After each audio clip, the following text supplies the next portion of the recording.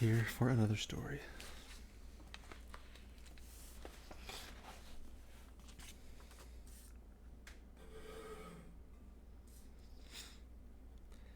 This story is called The Quest of Iranon.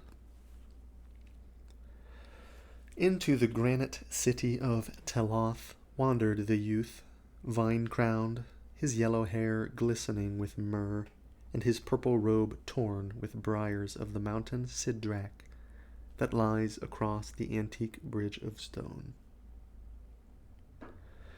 The men of Teloth are dark and stern, and dwell in square houses, and with frowns they asked the stranger whence he had come, and what were his name and fortune. So the youth answered, I am Iranon, and come from Eira, a far city that I recall only dimly, but seek to find again. I am a singer of songs that I learned in the far city, and my calling is to make beauty with the things remembered of childhood. My wealth is in little memories and dreams, and in hopes that I sing in gardens when the moon is tender and the west wind stirs the lotus buds.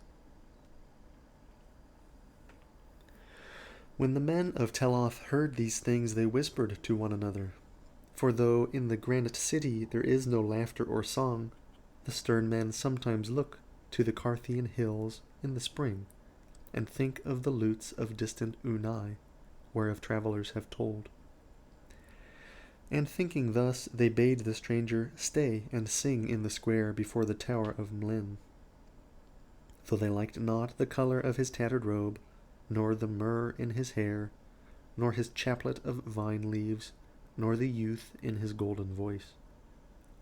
At evening Iranon sang, and while he sang an old man prayed, and a blind man said he saw a nimbus over the singer's head.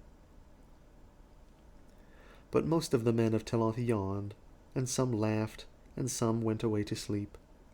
For Iranon told nothing useful, singing only his memories, his dreams, and his hopes. I remember the twilight, the moon, and soft songs, and the window where I was rocked to sleep. And through the window was the street where the golden lights came, and where the shadows danced on houses of marble. I remember the square of moonlight on the floor that was not like any other light, and the visions that danced in the moonbeams when my mother sang to me. And, too, I remember the sun of morning bright above the many-colored hills in summer, and the sweetness of flowers born on the south wind that made the trees sing. O Eira, city of marble and beryl, how many are thy beauties? How loved I the warm and fragrant groves across the hyaline Nithra, and the falls of the tiny Kra that flowed through the verdant valley. In those groves and in that vale the children wove wreaths for one another, and at dusk I dreamed strange dreams under the yath trees on the mountain, as I saw below me the lights of the city, and the curving Nithra reflecting a ribbon of stars.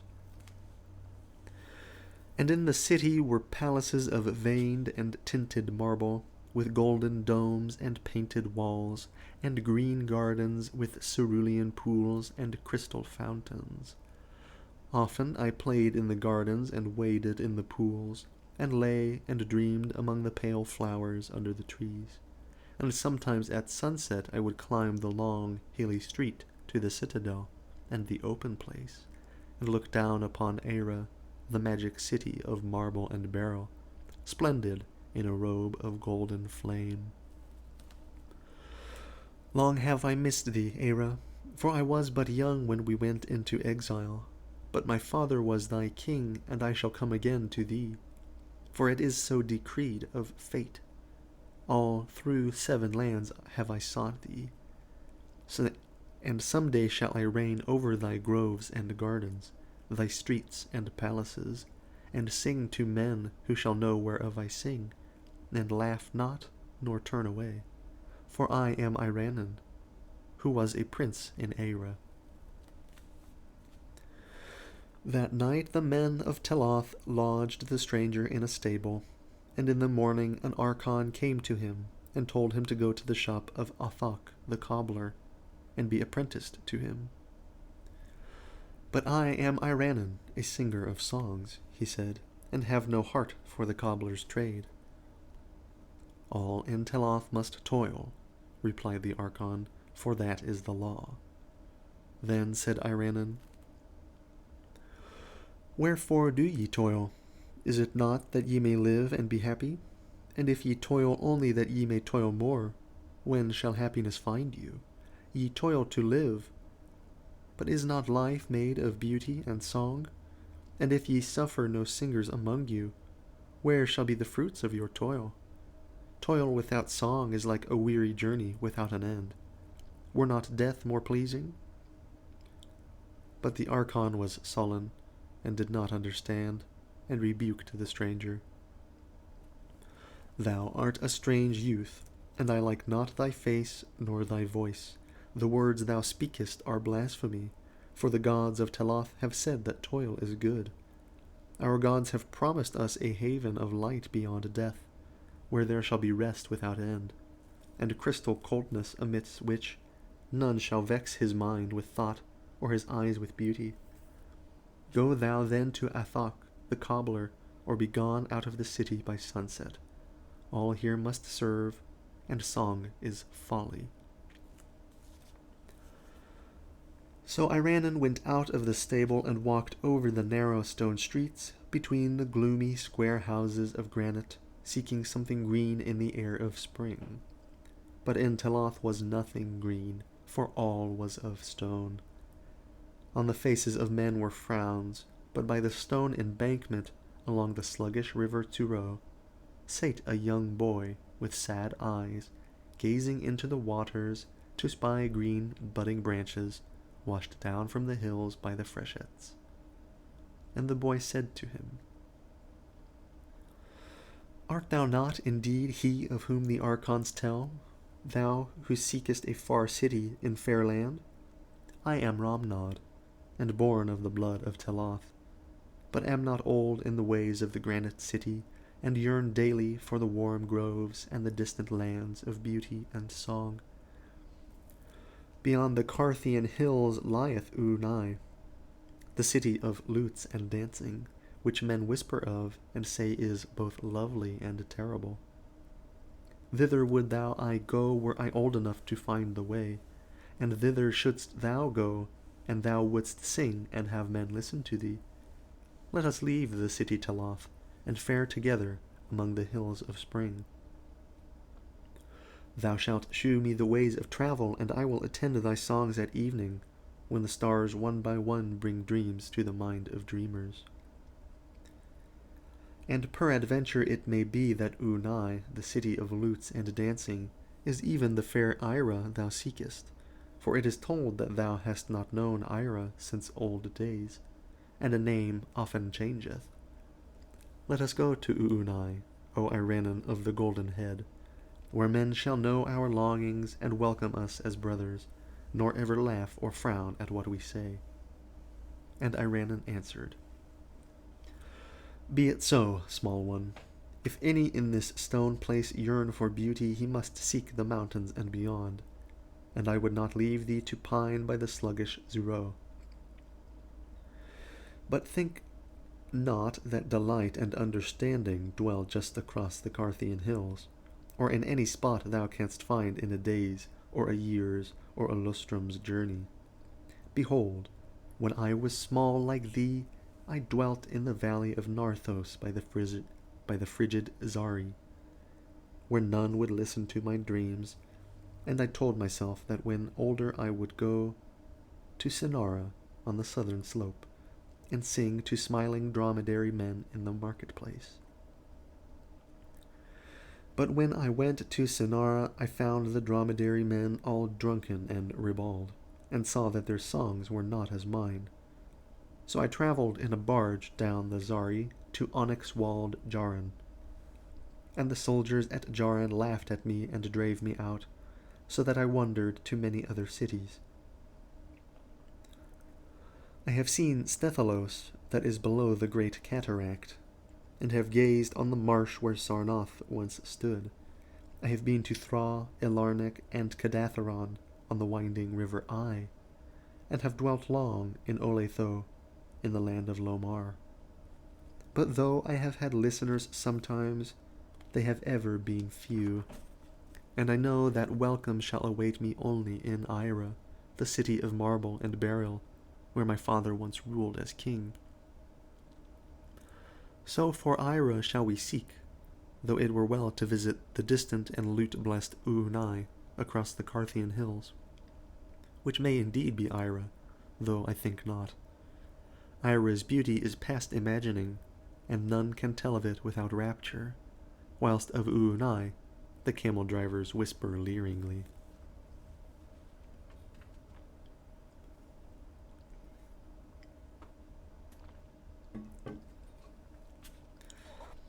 At the sunset, Iranon and small Romnod went forth from Teloth, and for long wandered amidst the green hills and cool forests.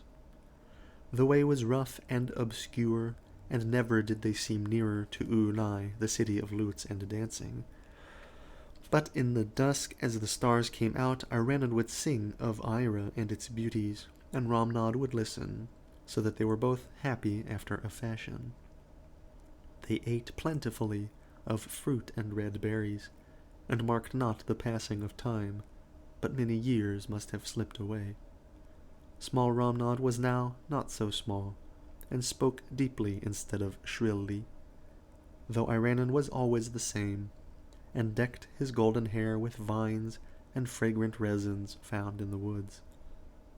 So it came to pass one day that Romnod seemed older than Iranon, though he had been very small when Iranon had found him, watching for green budding branches in Teloth, beside the sluggish, stone-banked Zuro.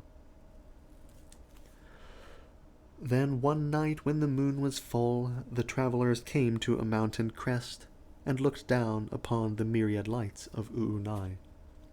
Peasants had told them they were near, and Iranon knew that this was not his native city of Ira. The lights of Uunai were not like those of Ira, for they were harsh and glaring, while the lights of Ira shine as softly and magically as shone the moonlight on the floor by the window, where Iranon's mother once rocked him to sleep with song. But Uunai was a city of lutes and dancing, so Iranon and Romnod went down the steep slope, that they might find men to whom songs and dreams would bring pleasure. And when they were come into the town, they found rose-wreathed revellers, bound from house to house, and leaning from windows and balconies, who listened to the songs of Iranon, and tossed him flowers and applauded when he was done. Then for a moment did Iranon believe he had found those who thought and felt even as he, though the town was not an hundredth as fair as Ira. When dawn came, Iranon looked about with dismay, for the domes of Uunai were not golden in the sun, but grey and dismal, and the men of Uunai were pale with revelling and dull with wine, and unlike the radiant men of Ira.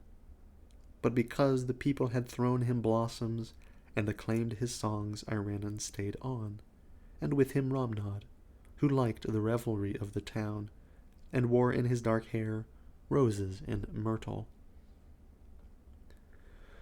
Often at night Iranon sang to the revelers, but he was always as before, crowned only with the vine of the mountains, and remembering the marble streets of Ira and the hyaline Nithra. In the frescoed halls of the monarch did he sing, upon a crystal die raised over a floor that was a mirror, and as he sang he brought pictures to his hearers, till the floor seemed to reflect old, beautiful, and half-remembered things, instead of the wine-reddened feasters who pelted him with roses. And the king bade him put away his tattered purple, and clothed him in satin and cloth of gold, with rings of jade and bracelets of tinted ivory, and lodged him in a gilded and tapestried chamber, on a bed of sweet carven wood, with canopies and coverlets of flower-embroidered silk.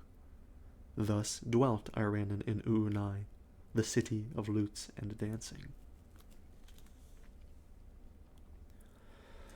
It is not known how long Iranon tarried in Uunai, but one day the king brought to the palace some wild, whirling dancers from the Luranian desert, and dusky flute players from Drinan in the east, and after that the revelers threw their roses, not so much at Iranon as at the dancers and the flute players. And day by day that Romnod who had been a small boy in granite Teloth grew coarser and redder with wine, till he dreamed less and less, and listened with less delight to the songs of Iranon. But though Iranon was sad, he ceased not to sing, and at evening told again his dreams of Ira, the city of marble and beryl. Then one night the red and fatted Romnod snorted heavily amidst the poppied silks of his banquet couch, and died writhing, whilst Iranon, pale and slender, sang to himself in a far corner. And when Iranon had wept over the grave of Romnod, and strewn it with green budding branches, such as Romnod used to love, he put aside his silks and gauds, and went forgotten out of Uunai, the city of lutes and dancing, clad only in the ragged purple in which he had come, and garlanded with fresh vines from the mountains. Into the sunset wandered Iranon, seeking still for his native land, and for men who would understand and cherish his songs and dreams. In all the cities of Sidathria, and in the lands beyond the Benizic desert, gay-faced children laughed at his olden songs and tattered robe of purple. But Iranon stayed ever young, and wore wreaths upon his golden head, whilst he sang of Ira, delight of the past, and hope of the future. So came he one night to the squalid cot of an antique shepherd, bent and dirty, who kept lean flocks on a stony slope above a quicksand marsh. To this man Iranon spoke, as to so many others. Canst thou tell me where I may find Ira, the city of marble and beryl, where flows the hyaline Nithra, and where the falls of the tiny Craw sing to verdant valleys and hills forested with yath trees? And the shepherd, hearing, looked long and strangely at Iranon, as if recalling something very far away in time, and noted each line of the stranger's face, and his golden hair, and his crown of vine leaves. But he was old, and shook his head as he replied, "O stranger, I have indeed heard the name of Ira, and the other names thou hast spoken, but they come to me from afar down the waste of long years. I heard them in my youth, from the lips of a playmate, a beggar's boy given to strange dreams, who would weave long tales about the moon and the flowers and the west wind. We used to laugh at him, for we knew him from his birth, though he thought himself a king's son. He was comely, even as thou, but full of folly and strangeness.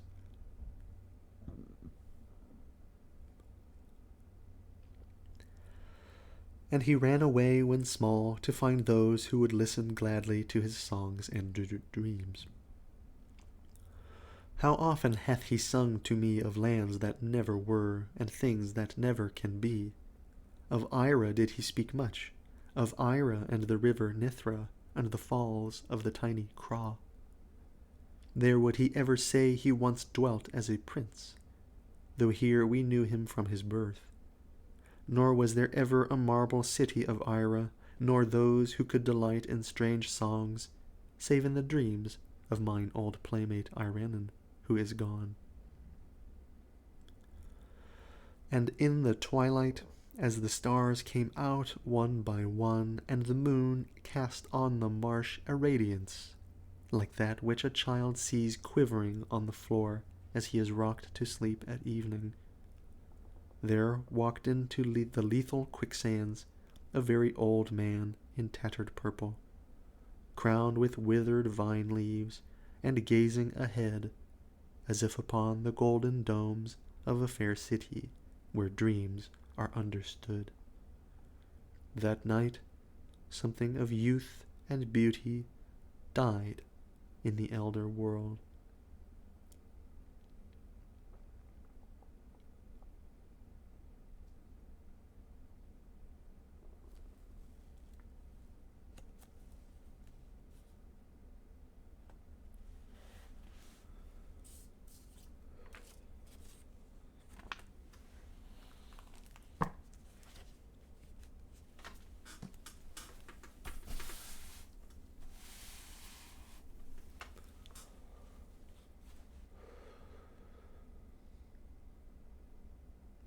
All right. I hope you enjoyed that story. I sure did. Until next time.